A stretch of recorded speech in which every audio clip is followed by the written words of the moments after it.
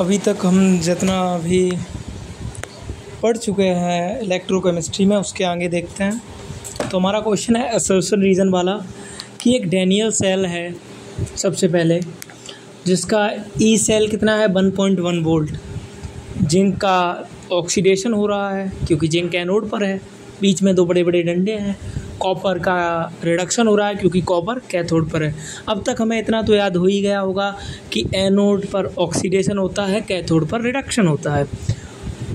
और आगे हम देखते हैं कि बोल रहा है कि अपोजिट करते हैं, अगर इन्हें अपोजिट कर देंगे उसके बाद क्या होगा। तो उसके बाद इस क्वेश्चन ने खुद ही असर्शन में लिखा है कि फ्लो ऑफ इलेक्ट्रॉन कैथोड से एनोड की तरफ हो जाएगा। Flow of electron from cathode to anode या कैथोड ऑफ एनोड। तो सही है।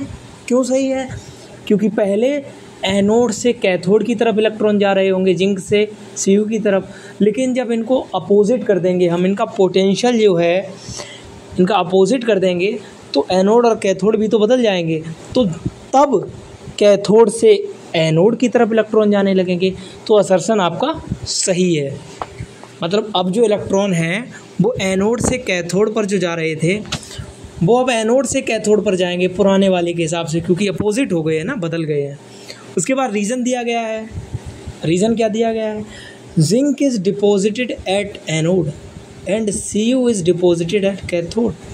नहीं, रीज़न गलत है भाई। जिंक जो है एनोड पर तो शुरुआत में था, अब जो रीजन आएगा इसमें जिंक हो जाएगा कैथोड पर, और सीयू जो कैथोड पर था वो अब हो जाएगा एनोड पर, क्योंकि अपोजिट कर दिए गए हैं। ऊपर अपोजिट वर्ड देखो, अपोजिट वर्ड से समझ जाओगे कि जिंक की जगह जिंक जो एनोड पर है वो कैथोड पर चला जाएगा, और सीयू जो कैथोड पर है वो एनोड पर आ जाएगा। देखो लिखा भी है आगे, ई सेल में ई एक्सटर्नल अगर बड़ा हो जाएगा, जैसे 1.1 वोल्ट अगर आप बाहर ही जोड़ दोगे तो जिंक जो है कैथोड पर चला जाएगा और सीयू एनोड पर चला जाएगा। सीधी बात है, क्वेश्चन खुद ही असर्शन में बोल रहा है कि अपोजिट कर दिए गए हैं इलेक्ट्रोड पोटेंशियल, अपोजिट कर दिए गए हैं तो कैथोड और एनोड बदल जाएंगे। अपोजिट वर्ड देखना कहीं भी, यही कॉन्सेप्ट लगाना अगर असर्शन रीजन आ जाए, बात खत्म। उसके बाद आगे जाते हैं, relation between E and E naught cell. E क्या है और ई नॉट सेल क्या है, ये दोनों हम एक साथ देखते हैं। काफ़ी सिंपल भाषा में लिखा है कि दोनों ई और ई नॉट सेल दोनों ही किसी सेल के इलेक्ट्रोड पोटेंशियल है। मान लिया दोनों इलेक्ट्रोड पोटेंशियल है, मगर ई नॉट क्यों है भैया? ई नॉट आपका स्टैंडर्ड इलेक्ट्रोड पोटेंशियल है। स्टैंडर्ड मतलब जो तो 298 केल्विन और कंसंट्रेशन 1 मोलर पर लगता है, लेकिन जो आपका केवल ई है ये आपका इलेक्ट्रोड पोटेंशियल है। इसके लिए कोई स्टैंडर्ड कंडीशन नहीं चाहिए। स्टैंडर्ड कंडीशन पर 1 मोलर जब कंसंट्रेशन होगी और 298 के केल्विन टेम्परेचर होगा तभी ई नॉट लिखेंगे, और जब 0.1 मोलर या 2 मोलर या 0.2 मोलर कंसंट्रेशन होगी तो उसे हम ई लिखेंगे। तो भैया ई नॉट के लिए SOP SRP होता था, standard oxidation potential, standard reduction potential. तो कुछ नहीं बदला, केवल ही है तो स्टैंडर्ड हट जाएगा, OP आ जाएगा, ऑक्सीडेशन पोटेंशियल, R की जगह RP आ जाएगा, रिडक्शन पोटेंशियल, बात ख़त्म। काफ़ी इजी सी बातें हैं। आगे पूरा चैप्टर ऐसा ही इजी ही जाएगा। बस हमारी अब नेक्स्ट इक्वेशन आने वाली है। तो अगले पेज पे क्या है, सबसे ऊपर हमने नेक्स्ट इक्वेशन ई लिखी है, ई बराबर ई नॉट। अब ई क्या है? ई पूरी सेल का है। ई नॉट क्या है? ई नॉट कैथोड माइनस एनोड, जो हम करते थे ना, ज़्यादा वाले को कैथोड कम वाले को एनोड मानकर, वही ई नॉट है। Minus 2.303 RT upon NF log के बाद ऊपर एनोड की concentration raise to power their stoichiometric coefficient, नीचे कैथोड की concentration raise to power their stoichiometric coefficient, raise to power their stoichiometric coefficient. Simple formula है, हम इसे सॉल्यूशन चैप्टर में भी पढ़ चुके हैं और दोबारा आगे पढ़ेंगे। अब रिलेशन बिटवीन किसके बीच रिलेशन है? डेल्टा जी और डेल्टा जी नॉट। तो यहाँ भी देख लो, कोई कुछ खास नहीं है, ये रिलेशन यही तो नेक्स्ट इक्वेशन निकालेगा। ये देखो आ गई, ये सब काटा पीटी कर ली है और निकाल ली है हमने नेक्स्ट इक्वेशन। काटा पीटी पे ध्यान नहीं देना है। रिएक्शन कांस्टेंट क्या होता है इसको भी हम इक्विलिब्रियम में पढ़ चुके हैं, रिवाइज करेंगे, आ जाएगा। किसी भी चीज़ पे ध्यान नहीं देना है, बस ये इक्वेशन एक बार थोड़ा पढ़ लेनी है कि ई बराबर E naught minus 2.303 RT NF log C। Upon में NF इंटू log C। अब next equation for chemical electrochemical cell.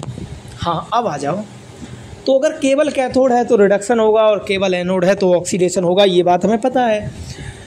तो केवल कैथोड के लिए नेक्स्ट इक्वेशन लिखोगे तो ई कैथोड का बराबर ई नॉट कैथोड का लिख दोगे जो क्वेश्चन में दिया जाएगा, -2.303 RT upon NF into log 1/mn plus या 1/C2। किसकी कंसंट्रेशन? कैथोड की कंसंट्रेशन, 1/ कैथोड की कंसंट्रेशन।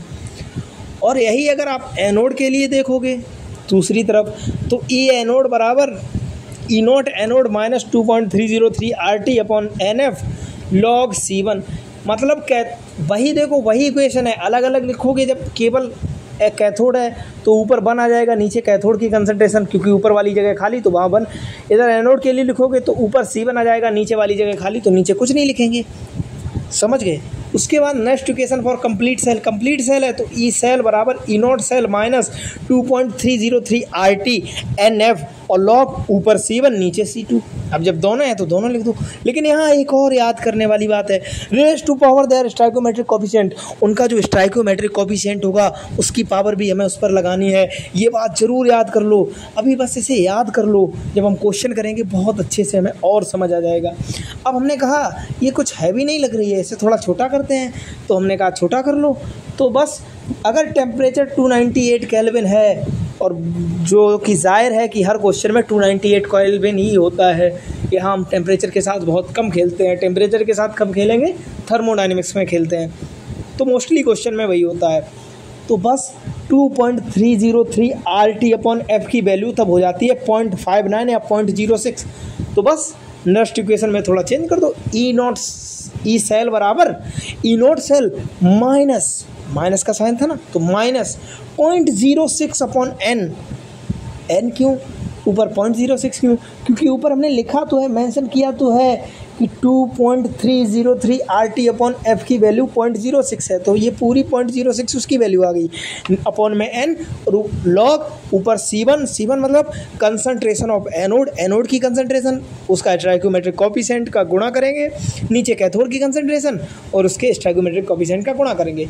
और अगर केवल कैथोड है तो कंसंट्रेशन ऊपर लिखेंगे, केवल एनोड है तो एक ऊपर लगाकर नीचे बटे में कंसंट्रेशन लिखेंगे। नहीं, अगर ऊपर कैथोड है तो बटे में n लगाकर बटे में लिखेंगे कंसंट्रेशन, और अगर ऊपर कैथोड है अगर एनोड है केवल तो ऊपर कंसंट्रेशन लिखेंगे। जाहिर सी बात है, बेसिक सी बातें हैं। नेक्स्ट इक्वेशन हमने पढ़ ली, हमने आगे फिर लिखा अगले पेज में कि नेक्स्ट इक्वेशन में ऊपर एनोड मतलब ऑक्सीडेशन वाले की concentration raise to power their stoichiometric coefficient, नीचे कैथोड मतलब रिडक्शन वाले की concentration raise to power their stoichiometric coefficient. क्योंकि बच्चे कैथोड एनोड भूल जाते हैं, तो हमने तो पहले ऐसे याद किया है ना कि एनोड मतलब ऑक्सीडेशन वाला, कैथोड मतलब रिडक्शन वाला। जिसका रिडक्शन हो रहा है उसे कैथोड मान लो, जिसका ऑक्सीडेशन हो रहा है उसे एनोड मान लो। उसके बाद दोनों ग्राफ हैं, रिडक्शन मतलब कैथोड तो ये इस तरफ कैथोड के ग्राफ है, ऑक्सीडेशन मतलब एनोड इस तरफ एनोड के ग्राफ है। कुछ नहीं करना, फिर क्या करना है मैं बताता हूँ क्या करना है। रिडक्शन का जो ग्राफ है देखो ये ऊपर जा रहा है इसका डंडा, तो बस इतना समझ लो क्वेश्चन आ जाए।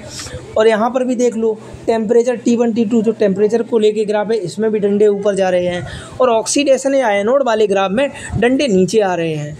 जाहिर सी बात है आप समझ जाओगे। और कौन सा टेम्परेचर ज़्यादा होता है कौन सा कम, ये हमने मेंशन किया है कि T2 ज़्यादा होगा T1 कम होगा, और इधर T1 ज़्यादा होगा T2 कम होगा। जाहिर सी बात है, समझ गए। ग्राफ है छोटे से, एक आध क्वेश्चन आ सकता है। उसके बाद हमने कहा कहीं हम भूल तो नहीं गए क्या सेल रिप्रेजेंट करना, तो हमने क्वेश्चन ही सेल रिप्रेजेंट के फॉर्म में लिखा है। हमने लिखा सबसे पहले हमने लिखा कि एक तरफ जिंक है, जिंक की कंसंट्रेशन कितनी है 0.1 मोलर, मतलब स्टैंडर्ड नहीं है। बीच में दो बड़े बड़े डंडे मतलब सॉल्ट ब्रिज, ये हमने सेल रिप्रेजेंटेशन में पढ़ा था। उसके बाद Cu उसकी 0.01 कंसंट्रेशन है, और Cu उसके बाद है। तो हम समझ गए कि लेफ्ट हैंड साइड पर एनोड अपना हाथ रखो लेफ्ट वाला इस तरफ है ना, तो लेफ्ट हैंड साइड पर एनोड, एनोड मतलब ऑक्सीडेशन क्वेश्चन में लिखा है, बीच में दो बड़े बड़े सॉल्ट ब्रिज के डंडे। राइट हैंड साइड पे क्या है, कैथोड, कैथोड का मतलब रिडक्शन। समझ गए कितना आसान है सेल को रिप्रेजेंट करना। और एनोड है तो ऑक्सीडेशन होगा, देख लो जिंक का ऑक्सीडेशन हो रहा है, कैथोड है तो रिडक्शन होगा, देख लो कॉपर का रिडक्शन हो रहा है। बेसिक सी बातें हैं, सारी बातें कौन से चैप्टर की हैं, रेडॉक्स के चैप्टर की हैं। अभी तक हमें इसमें कुछ नया लग रहा है, सब कुछ रेडॉक्स जैसा और मोल कॉन्सेप्ट जैसा है। कंसंट्रेशन है, मोल कॉन्सेप्ट में पढ़ी थी, ऑक्सीडेशन रिडक्शन आपने किस में पढ़ा था, रेडॉक्स में पढ़ा था। सेल को रिप्रेजेंट करना हमने यहाँ सीख ही लिया है कि आगे एनोड, बीच में सॉल्ट ब्रिज के डंडे, पीछे कैथोड, कैथोड का रिडक्शन, एनोड का ऑक्सीडेशन।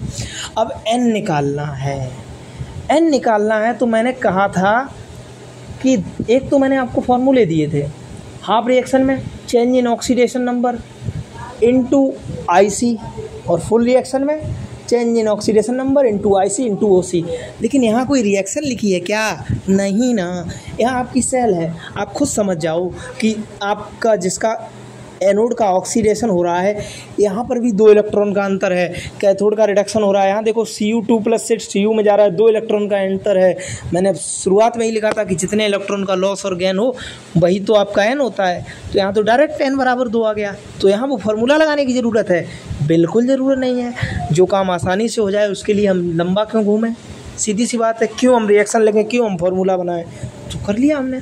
उसके बाद हम आगे गए, आगे हमने बस वही फार्मूला लगाया ई सेल वाला।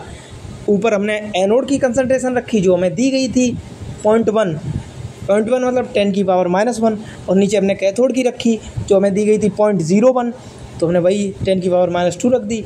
और ई नॉट सेल हमें दिया गया था 0.11 रख दिया, और ई सेल निकाल लिया। जाहिर सी बात है, लॉग की कुछ वैल्यूज़ हम याद कर लेंगे, और जो हमें याद करनी भी चाहिए अगर हमें नहीं है तो 1 से लेकर के 5-6 तक याद करनी चाहिए, 7 की 9 की भी याद कर लेनी चाहिए।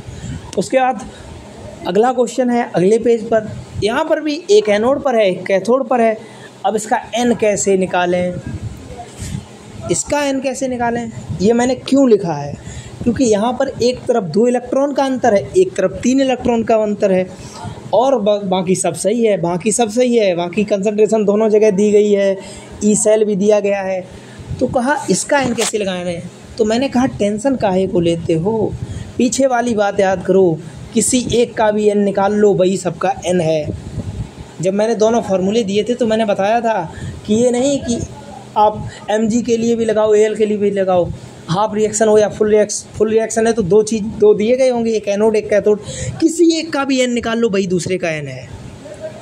अब रुको, अब एनोड की रिएक्शन लिख लो, एनोड की Mg से Mg2+ बना और 2 इलेक्ट्रॉन आए। कैथोड की लिख लो, कैथोड की लिख ली, Al3+ से 3 इलेक्ट्रॉन गए और ALS बना।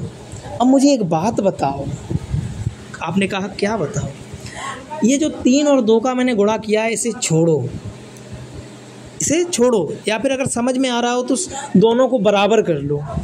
बराबर कैसे करोगे, तो ऊपर देख लो 2 इलेक्ट्रॉन हैं और नीचे 3 इलेक्ट्रॉन हैं, सही बात है। अब 3 में 2 का गुणा करोगे तो 6 हो जाएगा, और 2 में 3 का करोगे तो 6 हो जाएगा। तो ऊपर 2 इलेक्ट्रॉन है तो ऊपर 3 का कर दिया, और नीचे 3 इलेक्ट्रॉन का अंतर है तो नीचे 2 का कर दिया, दोनों में 6 इलेक्ट्रॉन हो गए। यहाँ से समझ लो। अगर नहीं समझते हो तो मैं कहता हूँ डायरेक्ट लिख लो, Mg लिख लो, प्रोडक्ट को एक तरफ रिएक्टेंट को एक तरफ, तो Mg लिख लो, रिएक्टेंट Mg है, उसके बाद Al लिख लो, Al है रिएक्टेंट। अब बीच में एरो लगाओ, इलेक्ट्रॉन मत लिखो, इलेक्ट्रॉन जाए भाड़ में। उसके बाद फिर आपने प्रोडक्ट का Mg2+ लिख लिया, फिर आपने प्लस का साइन लिख लिया, Al लिख लिया। अब क्या करो, Al पे 3+ का चार्ज है, किसका चार्ज है, 3+ का चार्ज है। आपने रेडॉक्स पढ़ा है, आपने रेडॉक्स में पढ़ा है कि चार्ज को बैलेंस करना होता है। तो इन दोनों के चार्ज कैसे बैलेंस करोगे, अरे भैया चार्ज जब बैलेंस करोगे, जब Al में 2 का गुणा कर दोगे तो Al के चार्ज कितना, 6 हो जाएगा ना, 6 हो जाएगा। अब Mg को भी 6 करने के लिए Mg में कितने का गुणा करोगे, Mg2+ है तो 2 में 3 का करोगे तब 6 हो जाएगा ना। तो बस रिएक्शन ही तो बैलेंस की है मैंने, रिएक्शन ही तो बैलेंस की है। और भी इजी तरीका है Mg, और भी इजी तरीका है। दूसरा इजी तरीका क्या है? दूसरा इजी तरीका है N बराबर फॉर्मूला रखना। N बराबर change in oxidation number IC into OC। अब देख लो इन दोनों का IC तो 1 है, लेकिन OC एक का 2 है, एक का 3 है, दोनों से देखो 6 ही 6 आ रहा है। बाकी मैंने एक और बात बताई थी कि अगर एक कैटायन एनायन हो या एनायन एनायन हो, इन दोनों का कैंची गुणा कर लो। अब Mg2+ है, Al3+ है, तो क्या हो जाएगा? इन दोनों के इलेक्ट्रॉन्स का गुणा कर देते, 2 3 6 आ जाएगा N बराबर। तो N निकालने के बहुत सारे तरीके हैं, मगर इस क्वेश्चन में हमने N ही निकालने पर ध्यान दिया है। उसके बाद E0 सेल, ये तो हलवा है, देखो निकाल लिया हमने, सारी चीज़ें पता थी। एनायन की कैथोड की कंसंट्रेशन पता थी, एनोड की पता थी, ऊपर नीचे रख दी, निकाल लिया। अब आपने कहा ऊपर 3 और नीचे 2, भैया स्टाइकोमेट्रिक कोफिशिएंट का गुणा भी तो करोगे। आपने कहा हाँ स्टाइकोमेट्रिक कोफिशिएंट, ऊपर क्या है? एनोड है, एनोड का स्टाइकोमेट्रिक कोफिशिएंट क्या है? 3 है, Mg में 3 का गुणा हुआ है ना। और नीचे क्या है? कैथोड है, 2Al3+, मतलब कैथोड की स्टाइकोमेट्रिक कोफिशिएंट 2 हो जाएगा। फॉर्मूले में आंसर रखो, निकाल लो, जाहिर सी बात है। अब देखो नीचे मैंने फिर रटने के लिए एक और कॉन्सेप्ट दिया है कि आप कहीं भूल जाओ उसके लिए, कि माना 2 अलग अलग चार्ज वाले मेटल सेल में हैं, अलग अलग चार्ज वाले मेटल सेल में हैं, तो आप क्या करें? कुछ नहीं करना है। N में क्या रखना है? पहले का oxidation number change into IC या OC, ये मैंने 2 बार लिख दिया है ताकि हम ना भूलें और क्वेश्चन सही से सॉल्व करते हुए चले जाएं। अब आगे बढ़ते हैं अगले क्वेश्चन की तरफ। अगला क्वेश्चन क्या है? अरे वाह, ये रटने के लिए कॉन्सेप्ट बहुत बढ़िया है। इस पेज में m⁻x+ और m⁻y+ M2 की अलग अलग चार्ज हैं, यही रट लो, यही रट लो। क्यों? पहले की जो चार्ज हो वही दूसरे का स्टाइकोमेट्रिक कोफिशिएंट, और दूसरे का जो चार्ज हो वही पहले का स्टाइकोमेट्रिक कोफिशिएंट। आपने कहा कैसे?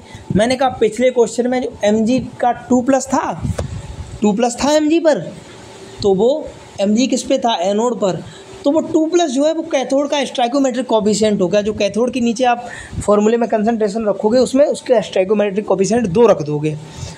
और Cl जो था और जो Al था, उसकी Al पे चार्ज कितना था? 3+, तो वो दूसरे का स्टाइकोमेट्रिक कोफिशिएंट हो जाएगा। किसका? Mg का। चलो अगले क्वेश्चन से समझते हैं। जैसे Cu2+ है, इसकी भी कंसंट्रेशन दी गई है, Al3+ है, इसकी भी दी गई है। तो बस जब हमने आगे E0 सेल निकाला, E0 सेल, तो जो Cu2+ था ना, इस पे 3 रख दिया, मतलब दूसरे की पावर इसका स्टाइकोमेट्रिक कोफिशिएंट हो गया। और जो Cu था इस पे Al का जो चार्ज था 3, वो रख दिया, और Al पे Cu का 2 चार्ज रख दिया। देखो बस हमने चार्ज को बदल दिया, वही इनका स्टाइकोमेट्रिक कोफिशिएंट हो गया। क्वेश्चन में तो आपको स्टाइकोमेट्रिक कोफिशिएंट निकालना है ना N के बाद। पूरी रिएक्शन मत लिखो, शॉर्ट फार्मूला मैंने बता दिया है। देखो मैंने यहाँ कहीं रिएक्शन नहीं लिखी है, बिल्कुल कोई रिएक्शन नहीं लिखी है। N निकालने के लिए भी अब भैया हमें स्टाइकोमेट्रिक कोफिशिएंट पता चल गया, तो N भी यहीं से निकाल लो। कैसे? अरे मान लो Cu को मान के निकाल रहे हो, तो change in oxidation number Cu में 2, और IC कुछ नहीं पता तो 1, और OC मतलब बाहर का स्टाइकोमेट्रिक कोफिशिएंट ही तो OC होता है, तो यहाँ Al का चार्ज रख दिया। और अगर Al को मान के निकाल रहे हो तो 3 × 1 और × 2 यहाँ Cu का चार्ज रख दिया। मतलब चार्ज की अदला बदली कर दो, वही उनका स्टाइकोमेट्रिक कोफिशिएंट, और वहीं से आपका N भी निकल जाएगा। आगे तो फॉर्मूले में वैल्यू रख दी, आंसर आ गया। इतना चमका होगा, बहुत अच्छे से चमका होगा। उम्मीद है हमें बहुत अच्छे से इतना पार्ट आ गया होगा। उसके बाद नीचे क्वेश्चन है, H2 से बना H+, बीच में 2 बड़े बड़े डंडे, Cl2 से बना Cl-, बीच में एक डंडा। अब चारों की कंसंट्रेशन दी गई है। अभी तक क्या होता था कि एक जगह कंसंट्रेशन दी जाती थी। कैसे? कैथोड एनोड पर एक जगह C रख दी जाती थी, कैथोड पर एक जगह C। यहाँ पर भैया कैथोड की भी 2 कंसंट्रेशन, प्रोडक्ट और रिएक्टेंट दोनों की, एक की P1 एक की C1। एनोड की भी दी गई है। कुछ नहीं करना है, कुछ भी नहीं करना है। क्या करना है? आपको क्या करना है, रिएक्शन लिख लेनी है। H2 है, H2 से बना H+। अगर भैया H2 और Cl2 है तो अगर रिएक्शन कभी भी बैलेंस करोगे तो दो दो आगे लिखोगे। इसका मतलब स्टाइकोमेट्रिक कोफिशिएंट प्रोडक्ट का कितना हो जाएगा, 2। और रिएक्टेंट में तो H2 और Cl2 है ना, तो ये Cl2 और H2 ये तो पहले से ही 2 हैं, तो इनके बाहर का स्टाइकोमेट्रिक कोफिशिएंट क्या आएगा, 1 आएगा। लेकिन जो H+ है ना, जो हमारा H+ है, इस पर आगे स्टाइकोमेट्रिक कोफिशिएंट 2 आ जाएगा। क्यों? क्योंकि H2 के बराबर 2H+, तभी तो इधर भी 2H उधर भी 2H हो जाएंगे। तभी देखो इधर E0 सेल बराबर क्या लिखना है, नीचे प्रोडक्ट की कंसंट्रेशन, ऊपर प्रोडक्ट की concentration raise to power their stoichiometric coefficient, नीचे रिएक्टेंट की concentration raise to power their stoichiometric coefficient. यहाँ पे आपको इजी लगेगा। क्यों? क्योंकि पहले एनोड का प्रोडक्ट क्या है, C1 और उसकी स्टाइकोमेट्रिक कोफिशिएंट क्या है, 2 है। और कैथोड का क्या है, C2 और C2 का स्टाइकोमेट्रिक कोफिशिएंट क्या है, 2 है। नीचे पहले प्रोडक्ट का और दूसरे प्रोडक्ट को रख लिया, P1 P2, और इनका स्टाइकोमेट्रिक कोफिशिएंट 1 बस। आगे जो सवाल आएंगे उनमें वैल्यू रख दोगे, आंसर आ जाएगा। That's all.